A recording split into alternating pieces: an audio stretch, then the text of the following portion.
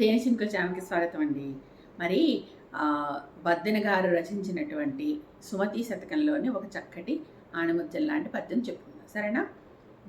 ఏంటి అంటే, ఆ కొన్న కూడే అమృతము, తా కొంగక ఇచ్చువాడే దాత ధరిత్రిని, సోకోర్చువాడే మనుజుడు, తేకువ గలవాడే వంశ తిలకుడు సుమతి. బద్దెన రచించిన సుమతి శతకానికి మకుటం సుమతి అని ఉంటుందన్నమాట. ఆ కొన్న కూడా అమృతము అంటే ఆకలి కొన్నప్పుడు, మనం బాగా ఆకలేసినప్పుడు తిన్న పచ్చడి మెతుకులైనా చాలా అమృతంలా రుచిగా ఉంటుంది కదా.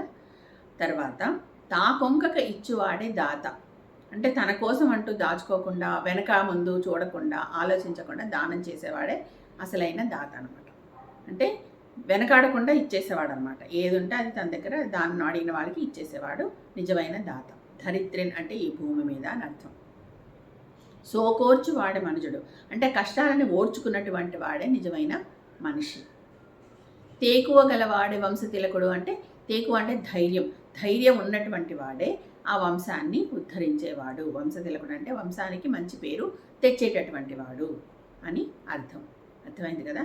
మరి ఇంకో సామెత లేదా పొడుపు కథతో మళ్ళీ మనం కలుద్దాం.